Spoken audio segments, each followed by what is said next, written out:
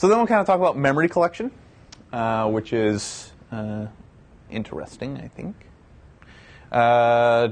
When you're doing memory collection, there's some things you kind of need to that you need to consider. One thing that I want to point out is that imaging memory will always be riskier than imaging disk, right? And there is a non-trivial chance that you could crash the system by imaging memory, right?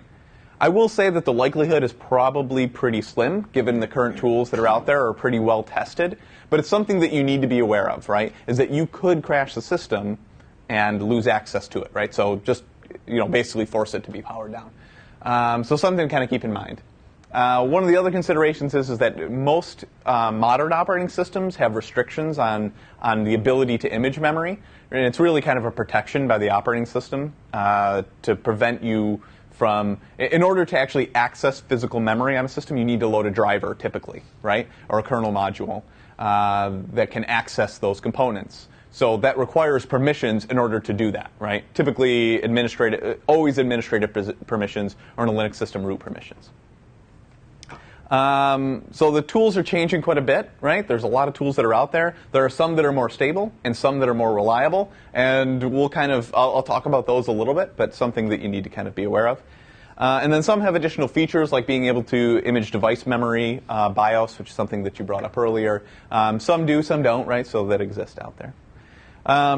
So the major factors that are going to govern the tools that you use are, number one, the operating system, because certain tools only work on certain operating systems, right? The processor architecture, so some only have 32-bit versions, some have 32-bit and 64-bit, something to kind of be aware of. And then ultimately, kind of what are you going to be using for analysis? The format that you get the image in, is it useful for you to actually perform analysis on that image? Like, what I'm saying, do you have the tools that can perform analysis on that image? So one thing that I want to kind of throw out there is I want to throw out a little bit of a hypothetical situation for you. Is that you get onto a suspect system. Let me see. Yeah, you get onto a suspect system. It's live, it's running, it's interactive. You have access to the desktop. You have reason to believe that there's encryption, full disk encryption on that system. And you're responding to it, right? You want to grab a disk image, and you want to grab a memory image, and other volatile data that's on that system. In what order would you image the devices, disk and memory? Memory, disk. What order would you image them in? Memory and disk. Okay, everyone agree? The answer is, it depends. It's really the way that I would say it, right? And to be honest, that's the case in a lot of situations, is that it depends, right? The one thing that I want to point out is, right, and in most situations, you're probably right. Except for the fact that if you're dealing with full disk encryption, keep this in mind. If you image memory and crash the system, not only have you lost access to memory, but you've also lost access to the decrypted contents of disk, right? So now, it really kind of depends. If you're more concerned about the contents of memory, then you should probably get memory first, right? But if the evidence that you think that you're actually going to use in the investigation is on disk, right? Like it was, they were stealing credit cards, or they were, they had child pornography or whatever else, then then accessing the decrypted contents of disk first may be more beneficial to your investigation. But it really depends, and it's something that you need to consider before you start running programs, right? What is most important to me, and am I aware of the risks that are associated with them, right? So something to kind of keep in mind. So this just kind of lays out that kind of that kind of scenario here, right? Is that do I want to acquire memory? Am I willing to kind of deal with the system crashing, right? Again, it's probably Also, if you know what the encryption mechanism is, if it's TrueCrypt, if it's BitLocker, or is it, say, WinMagic or Symantec or PGP, whereas you can get access to decryption methodologies for the whole disk if you have physical disk. You got to weigh that out, really. Yeah, totally. So my point is that it is something that you need to determine based on your investigation, right? the thing that I just want to point out is that there is, I guess my point of the whole thing is that there is a non-trivial chance that you could crash a system. So just be aware of that before going to acquire memory, right? That is a risk that you need to be able to understand. And then, kind of what is the approach that we want to take? What is most important to my investigation?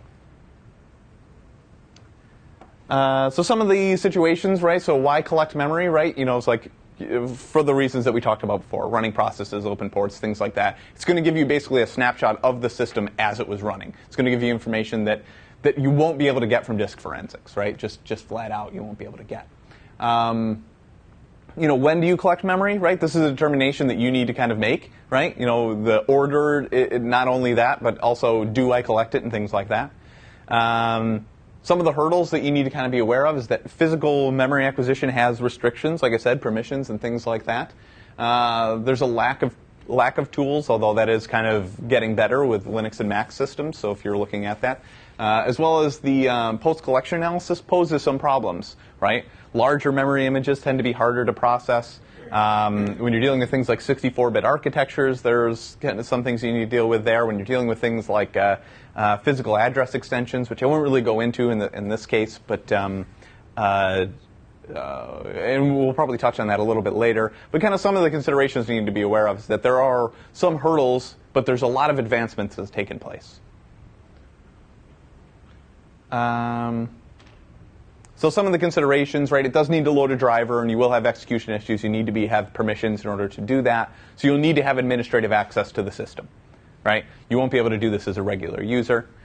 You need to be aware of kind of the footprint that takes place. One of the things is like in some cases that have networking capabilities where you can send an image over the network, that actually has less of an impact on the system and on the system's memory than if you did it to disk. Just kind of one of those things to kind of be aware of. You need to kind of consider the analysis environment that you're going to be, doing it in, right? So if you collect an image that's in Windows crash dump format, are you going to be doing your analysis in like WinDebug or something like that? Or if you wanted to use some of the other tools that are out there, you need to have an image that you can process with those tools.